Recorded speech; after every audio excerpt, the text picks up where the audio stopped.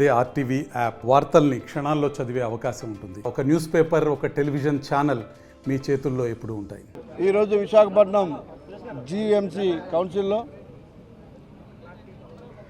Standing committee ఎన్నికలు అవుతూ ఉన్నాయి. అందరూ కోరిక ఒకటే, ప్రజాస్వామ్యబద్ధంగా ప్రజలు ఈ ప్రభుత్వాన్ని అద్భుతంగా ఎన్నుకున్నారు. ప్రజలకు అనుగుణంగా ఓటేయాలని చెప్పి ప్రజాప్రతినిధులు కూడా డిసైడ్ అయ్యారు. అటు ఎమ్మెల్సీ ఎన్నికలు కావచ్చు, స్టాండింగ్ కమిటీ ఎన్నికలు కావచ్చు, ఏవైనా సరే ప్రజలు జగన్మోహన్ రెడ్డి గారిని, వైఎస్ఆర్ కాంగ్రెస్ పార్టీని చీకొట్టి, వద్దు నీ పరిపాలన బాగలేదు, ఒక హిట్లర్వి, ఒక దౌర్జన్యంగా, ఒక దగాకోర్లా పరిపాలించావు కాబట్టి ప్రజలు పక్కన పెట్టడం జరిగింది.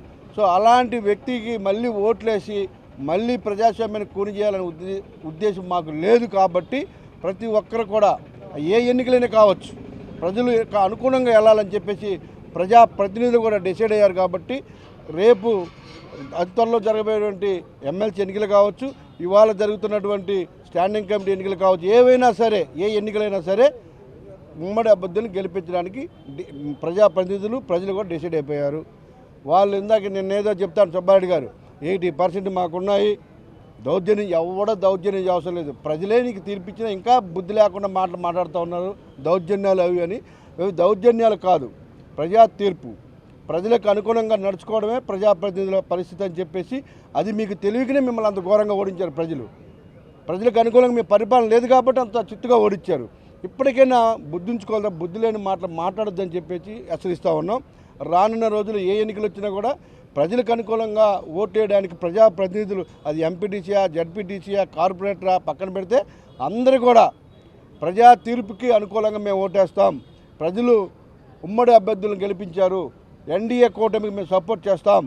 ఎప్పుడు ఎన్నికలు వచ్చినా కూడా, ఏ ఎన్నికలు వచ్చినా కూడా అది క్రాస్ ఓటింగ్, ఏ ఓటింగ్ అనుకోనివ్వండి, మమ్మల్ని చీకొట్టారు కాబట్టి ఆ పార్టీని పక్కన పెడతాం, జగన్మోహన్ రెడ్డి గారిని కూడా పక్కన పెడతామని చెప్తా ఉన్నారు. ఇంకా ముందు చెప్తా ఉన్నాం, ఒక చిన్నది, అటు సీఎం గారు కావచ్చు, పవన్ కళ్యాణ్ కావచ్చు, ఒక్కసారి డోర్లు ఓపెన్ చేయమనండి. అది చెప్పుకోవడానికి కానీ, ఆ ధర్నాలు చేయడానికి కూడా అక్కడ ఎవరు ఉండరు. అటు ఎంపీలా, లేకపోతే ఎమ్మెల్యేలా, ఓడిపోయిన క్యాండిడేట్లా, ఎమ్మెల్సీలు కావచ్చు, రాజ్యసభ సభ్యులు కావచ్చు, ఎవరు కూడా మీరు చూడండి, అందరూ కూడా వచ్చేయడానికి రెడీగా ఉన్నారు.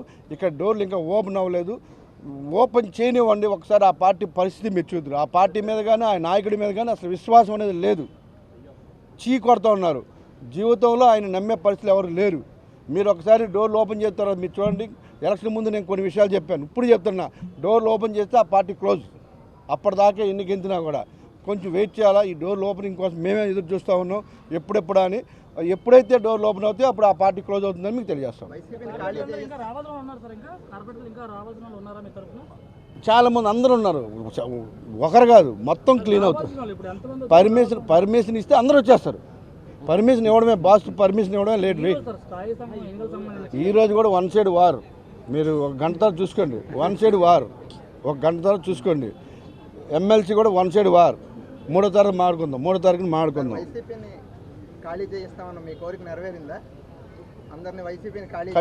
ఖచ్చితంగా ఒక్కసారి ఆ మాట చంద్రబాబు నాయుడు గారికి, పవన్ కళ్యాణ్ గారికి అడగండి. ఒకసారి డోర్లు ఓపెన్ చేయండి సార్ అని. ఓపెన్ చేసిన తర్వాత ఖాళీ అవుతుందా, అసలు ఉండకుండా బాధ్యత, అప్పుడు తెలుస్తుంది మీకు. ఇప్పుడు దాకా నీకు అదే చెప్పాను భయ్యా, నీకు అర్థం అవ్వలేదు. ప్రజా తీర్పుకు అనుగుణంగా ఉన్న ప్రజాప్రతినిధులు కూడా మమ్మల్ని చీకొట్టారు కాబట్టి, ప్రజలు వాళ్ళకి ఓట్లు వేశారు కాబట్టి మేము కూడా వాళ్ళకి ఓట్లు వేస్తాం.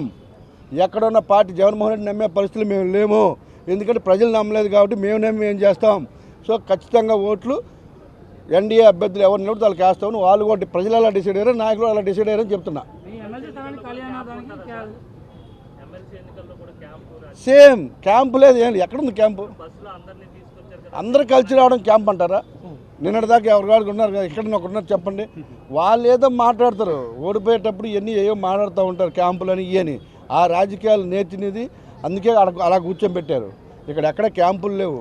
వారు వన్ సైడే ఇంక క్యాంపులు లేవు ఏం లేవు అంతే. మీ తర్వాత కళ్యాణ్ స్థానానికి ఇప్పుడు ఎమ్మెల్సీ జరుగుతుంది. ఆ. మీ తరపున ఎవరు గెలుపుతున్నారు సార్? ఏ అభ్యర్థి పోటీలో పెడుతున్నారు? ఎవరు ఉంటే ఇవాళ లేకపోతే రేపటి డిసైడ్ చేస్తారు. ఎవరి అభ్యర్థిని ఎవరు చూసేది లేదు ఇక్కడ. ఎవరు సార్? గండిపతి గారు పిల్లలు ఎవరుంటే వాళ్ళకి గుద్దడమే అని చెప్తున్నాం కదా. ఎవరుంటే వాళ్ళకి గుద్దడమే, కళ్ళు మూసుకొని గుద్దడమే, రెండు ఆలోచన లేదు.